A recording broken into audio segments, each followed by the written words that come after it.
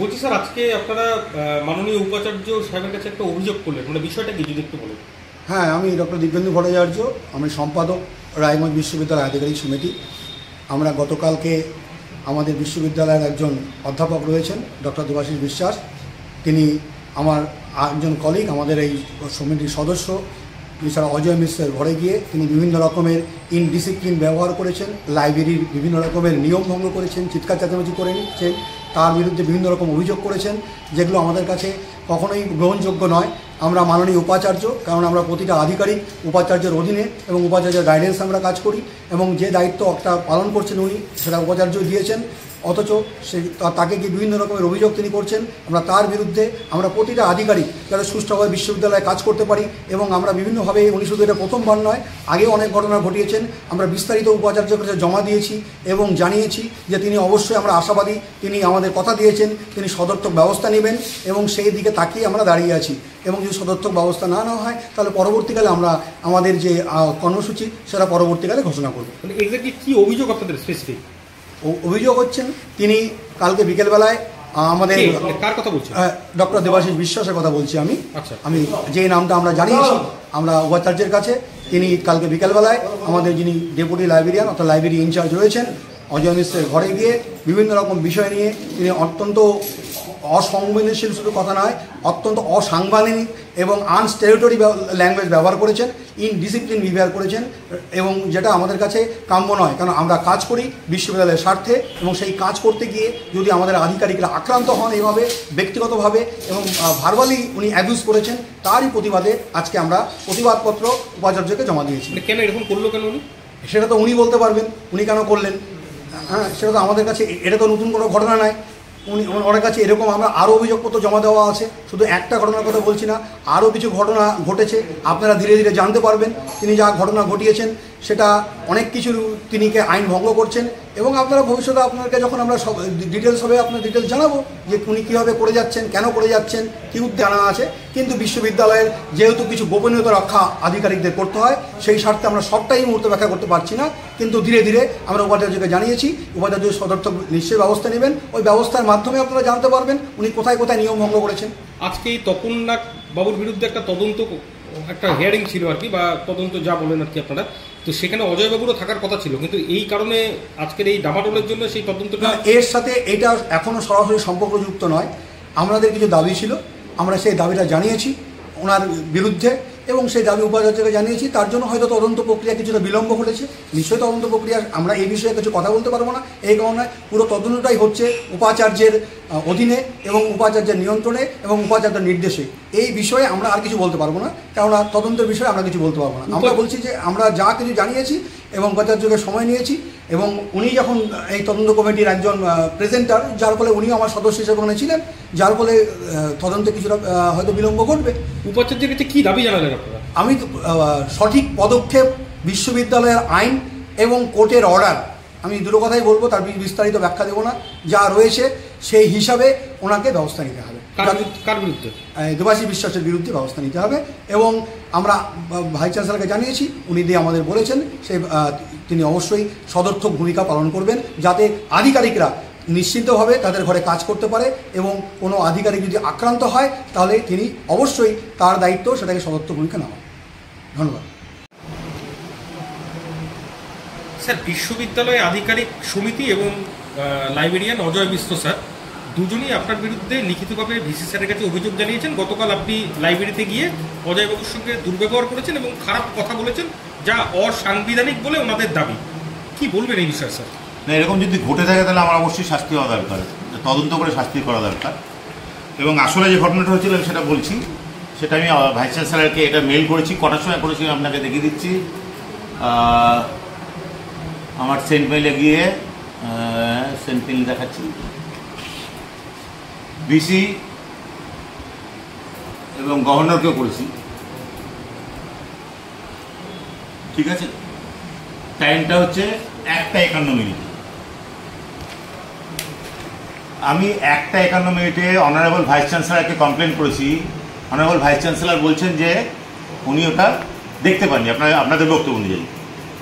তাহলে আপনি বলুন যে আমি ওনাকে হোয়াটসঅ্যাপও করেছি, তো উনি সেটাও দেখতে পারেননি, কারণ honourable vice chancellor out of the country ছিলেন, থাইল্যান্ডে গেছিলেন, ওখান থেকে ফিরলেন, ফিরতে দেরি হলো, পৌঁছতে দেরি হচ্ছে, মাঝপথে উনি দেখতে পারেননি, হতেই পারে।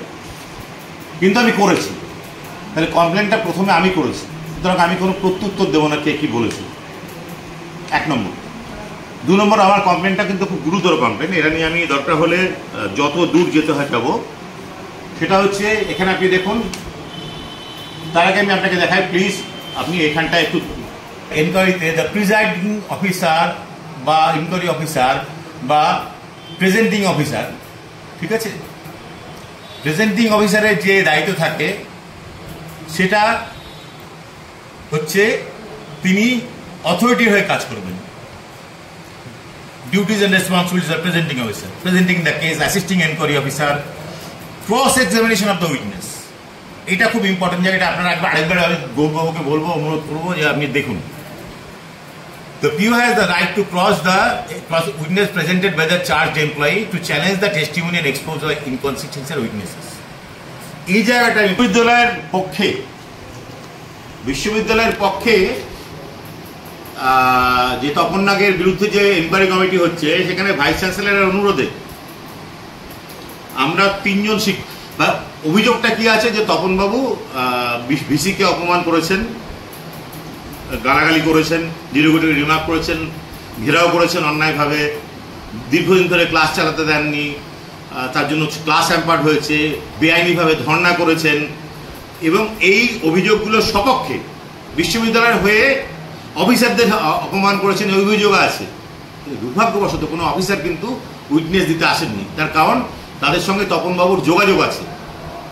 তপনবাবু যে বেআইনিভাবে, আমার কাছে ডকুমেন্টারি এভিডেন্স আছে, সে তার ভিত্তিতেই বলতে পারি, বেআইনিভাবে গার্ডদেরকে, মানে আর্ম গার্ড ছিল হচ্ছে কি 2 জন, সেখানে 6 জন দেখে টাকা তুলেছেন, সেটার সঙ্গে এই আধিকারিকরা জড়িত ছিল, তারা কোনো অবজেকশন দেননি।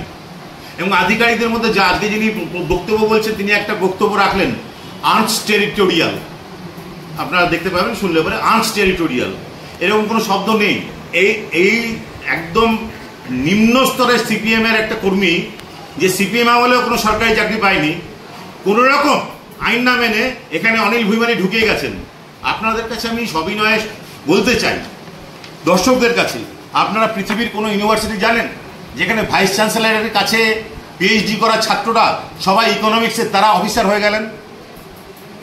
এই দিব্যেন্দু ভট্টাচার্য অফিসার থাকাকালীন পূর্ণ মর্যাদায় কি উনি নিজেকে ডক্টর বলে পরিচয় দিচ্ছেন, কিন্তু আমি যখন ওনাকে কনগ্রাচুলেট করি সেটা উনি মুছে দেন। এখান থেকে প্রত্যেকটা অফিসারের নিজেদের পিএইচডি হবে, তাদের অফিসারদের পিএইচডি হবে, তারা কেউ আসবে না, অফিসারদের স্ত্রীদের পিএইচডি হবে। আজকে বলতে আমি বাধ্য হচ্ছি, রেগুলার কেউ আসবে না। এবং আমার ডিপার্টমেন্ট থেকেও করা হয়, রিকোয়েস্ট করা হয়। এখনও একজন আধিকারিকের স্ত্রী আছে, আমি নাম বলছি না, কোনো মহিলার সম্ভ্রম হানি আমি করতে চাই না, কিন্তু বেআইনিভাবে এটা this has become a milching cow. এবং সিপিএম থেকে আসা, আমি দুর্ভাগ্য যে তৃণমূলও এদের বুঝতে ব্যর্থ, এবং আমার ধারণা পরবর্তীতে যদি অন্য কোনো দল ক্ষমতায় আসে তাহলে তারাও বুঝতে ব্যর্থ হবে, কারণ এটা এদের যে ক্ষমতাটা আছে, যারা এরা যে কোনো সময় পায়ে পড়তে পারে, পায়ে ধরে পাওয়া চাকরি, একটাও আইনিভাবে পাওয়া চাকরি নয়। এখানে কোনো একজন আধিকারিক আছেন, তার ভাইয়ের হচ্ছে গিয়ে ইনক্রিমেন্ট, তার কন্টিনিউশন কিছুদিন আগে হয়েছে, প্রাইভেট কলেজে চাকরি করতেন, কোনো মতো কাগজপত্র না দেওয়া ছাড়া হয়েছে। এগুলো নিয়ে কথা বলবে কে? কথা বলার লোক আছে, প্রতিবাদ কর।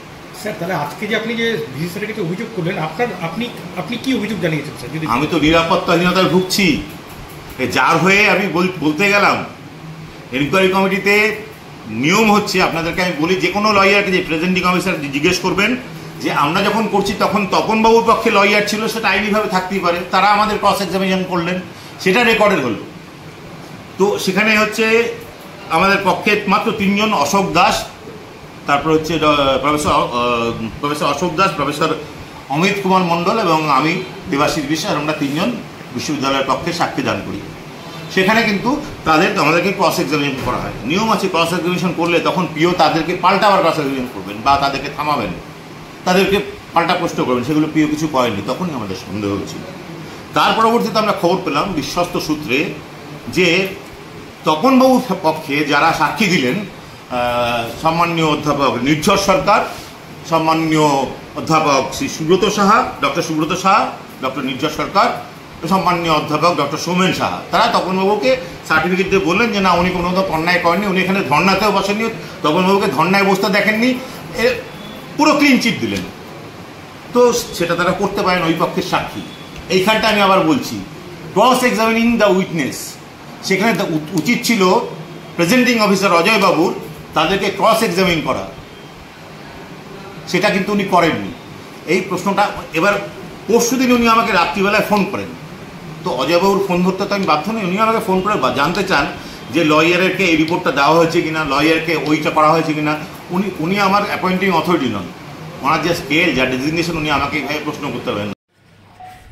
বলছি স্যার, যে বিশ্ববিদ্যালয় আধিকারিক সমিতি থেকে আপনাকে একটা অভিযোগ করা হয়েছে এবং তার আগে বিশ্ববিদ্যালয়ের শিক্ষক দেবাশিস বিশ্বাস স্যার উনি দাবি করেছেন যে উনিও একটা অভিযোগ করেছেন, মানে দুটো অভিযোগ আপনার কাছে জমা পড়েছে বলে দুপক্ষ থেকে দাবি করা হয়েছে, মানে বিষয়টা কি একটু যদি বলেন স্যার।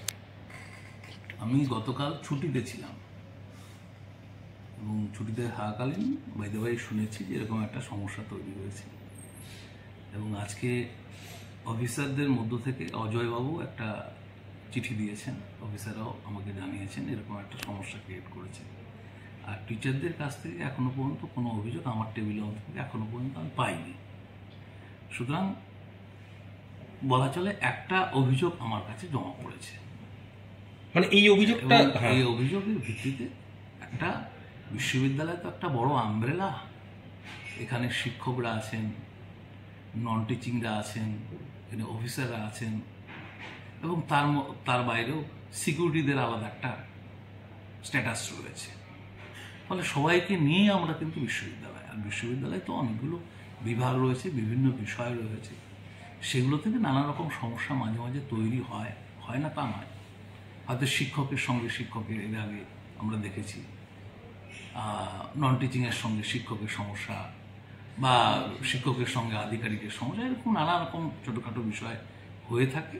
সেগুলো আমাদের ঘরের ব্যাপার, আমরা ঘরের মধ্যেই যে আইনগত প্রক্রিয়া রয়েছে, প্রক্রিয়ার মধ্য দিয়ে আমরা একটা মেটানোর চেষ্টা করি। মানে এটিকে অজয়বাবু আপনার কাছে অভিযোগ করেছেন? হ্যাঁ, অজয়বাবু জানিয়েছেন এবং অফিসারদের মধ্য থেকে তারাও আমাকে জানিয়েছেন। মানে আমরা দেখছি কি অভিযোগটা কি যদি একটু বলেন।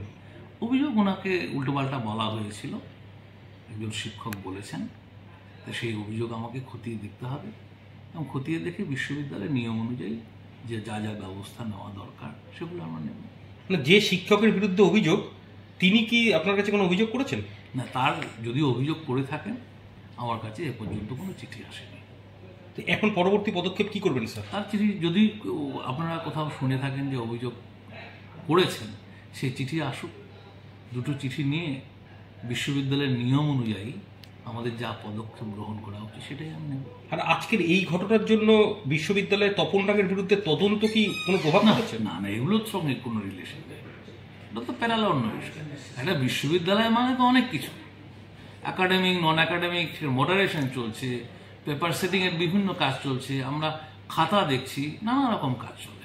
কিন্তু তখন কোনোটার সঙ্গে কোনোটা গুলিয়ে ফেললে হবে না। তপনবাবু একটা বিষয় নন টিচিং সংক্রান্ত একটা বিষয়ে প্যারালাল একটা ইনকোয়ারি চলছে, সেটা তো চলবে, কিন্তু সেই তদন্তের বাইরেও আমাদের এখানে আরো অনেকগুলো বিষয় রয়েছে। সেই বিষয়গুলো নিয়ে আমরা পরপর বিষয়গুলো দেখছি, অভিযোগগুলো খতিয়ে দেখব এবং বিশ্ববিদ্যালয়ের নিয়ম অনুযায়ী ব্যবস্থা গ্রহণ। না, সেই তদন্ত কমিটিতে অজয়বাবুরও থাকার কথা, যাকে খারাপ কথা বলা হয়েছে বলে অভিযোগ, কিন্তু তিনি আজকে সেই তদন্ত কমিটিতে ছিলেন না বেশ কিছুক্ষণ, মানে প্রায় বিকেল। তদন্ত কমিটি তো আজকে এখনো শুরুই হয়নি, ছিলেন না তো বলা যাবে না, শুরু হয়নি। ওনারা লাঞ্চ করতে গেছেন, লাঞ্চ করার পরে শুরু হবে, পরবর্তী পদক্ষেপ গ্রহণ করা হবে। আপনি কি আপনার সন্তানের উজ্জ্বল ভবিষ্যতের জন্য কোনো সঠিক ও বিশ্বস্ত শিক্ষা প্রতিষ্ঠান খুঁজছেন কিন্তু পাচ্ছেন না কোনো ভালো শিক্ষা প্রতিষ্ঠানের সন্ধান? তাহলে আর একদম চিন্তা করবেন না। 2010 সালে প্রতিষ্ঠিত আল হিদায়াত মিশন আপনার জন্য হবে সেরা শিক্ষা প্রতিষ্ঠান। এখানে 2025 শিক্ষাবর্ষে নার্সারি থেকে নবম শ্রেণী পর্যন্ত ভর্তি চলছে। তাই দেরি কিসের? ভর্তি বা অন্যান্য যে কোনো তথ্যের জন্য আজই যোগাযোগ করুন 9775357903 অথবা 9609766217 এই নাম্বারে। ঠিকানা সুরঙ্গপুর, মস্তানপাড়া, থানা হেমতাবাদ, জেলা উত্তর দিনাজপুর। এছাড়াও এর শাখা রয়েছে হেমতাবাদ থানার ভোগ্রামে।